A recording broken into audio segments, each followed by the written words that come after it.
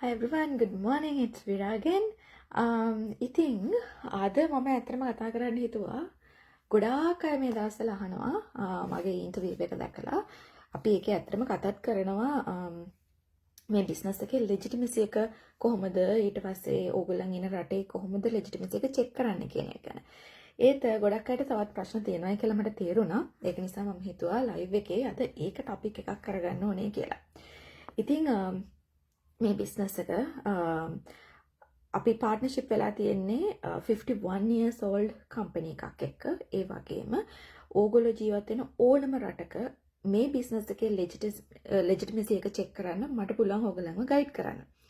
මේ බිස්නස් එක අපි දැනට රටවල් 40කට වැඩි ප්‍රමාණයක් ඇතුලේ රන් කරනවා. 140 plus languages ඇතුලේ ඔපරේට් කරන්න පුළුවන්.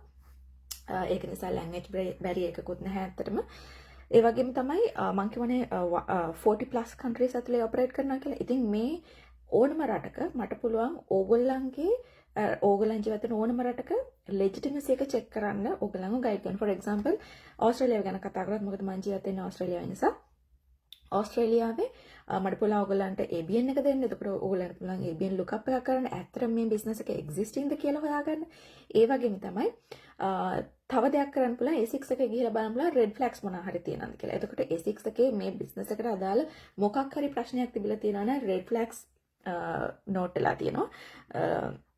ස්ටෝ වෙලා තියෙනවා. ඉතින් ඕගොල්ලන්ට පුළුවන් ඒ මාර්ගෙනොත් මේ බිස්නස් එකට මොකක් හරි ප්‍රශ්නයක් තියෙනවද ඕගොල්ලන්ගේ ඕස්ට්‍රේලියාවේ කියලා බලාගන්න.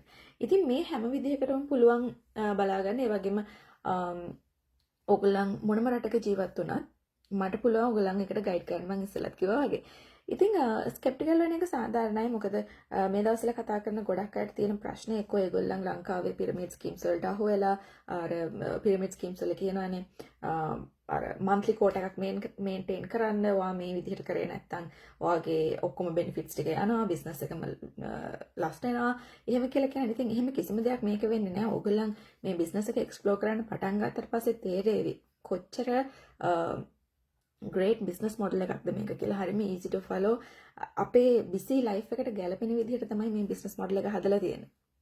මොකද අපිට අපේ 9 to 5 job එකේ තියෙන stress එකයි family එකේ එතකොට අපේ ජීවිතේ අනිත් තියෙන ප්‍රශ්න stress ඕවා ඔක්කොමත් එක්කලා අර වගේ pyramid scheme එකකට join වෙනවා නම් ඊට පස්සේ ඒගොල්ලොත් කියනවා නම් නෑ ඔයා monthly ඔයාට කවුරුත් customer කෙනෙක් ආවේ නැතත් ඔයා හරි බඩුව අරගෙන ඔයාගේ monthly quota එක maintain කරන්න ඕනේ.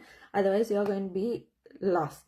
Otherwise you are going to lose your business completely. ඉතින් එහෙම ප්‍රශ්නයක් මේකේ නෑ. ඇත්තටම ඔයාට හිතෙනවා නම් මේ බිස්නස් එක පටන් අරගෙන for example මම ගිය අවුරුද්දේ මම බිස්නස් එක පටන් අරගෙන ටික කාලයක් යනකොට මට චුට්ටක් හෙක්ටික් සිටුේෂන් එකක් ආවා. මොකද මම අපි ගියක් හදන්න ගත්තා. ඒතර ගේ හදන වැඩයි ඒකට බඩු හොයන ගොඩාක් දේවල් වලට මගේ කාලේ වැය වුණා. ඉතින් මට හරිම අමාරු වුණා අර කන්සිස්ටන්ට් වෙන්න බිස්නස් එක ඇතුලේ. ඒක නිසා මම මගේ මෙන්ටර් and coachටත් කිව්වා මම පොඩි කාලයක් සමහරට මාසයක් විතර එච්චරම කන්සිස්ටන්සි එකක් නැතුව මට පුළුවන් විදිහට මම බිස්නස් එක රන් කරනවා කියලා. ඉතින් ඒගොල්ලොත් මට හැම වෙලෙම සපෝට් කරා. කිසිම ප්‍රශ්නයක් නැහැ. ඕගොල්ලන් ඔයාට පුළුවන් වෙලාවට මේක ආයෙ පටන් ගන්න. බිස්නස් එක ස්ටාර්ට් කරලා තියෙන්නේ. ඒක නිසා බිස්නස් එක හැමදාම ඔයාට තියනවා කියලා. ඉතින් මම කන්සිස්ටන්ට් නැති වුණාට මගේ මෙන්ටර් හැමදාම මගේ මෙන්ටර් ෂා එයා හැමදාම බිස්නස් එකේ අලුත් අප්ඩේට්ස් තියෙනවා නම් ඒ හැම දෙයක්ම මාව අප්ඩේට් කරා. ඒ කියන්නේ එච්චර සපෝටිව් කමියුනිටි එකක් තමයි අපිට ඉන්නේ.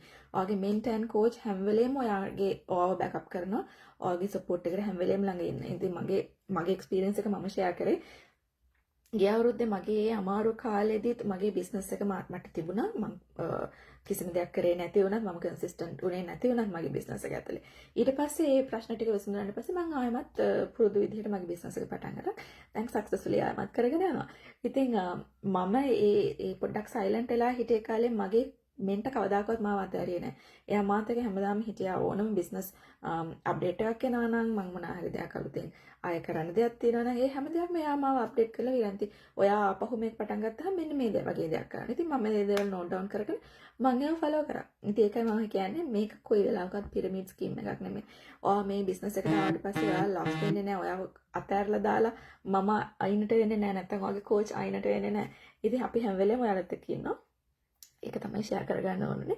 එහෙනම් මම ආයෙත් ගිහලා එනවා ඔයගොල්ලෝ වැඩියෙන් අහන තාත් එක ප්‍රශ්නයක් එක්ක. See you.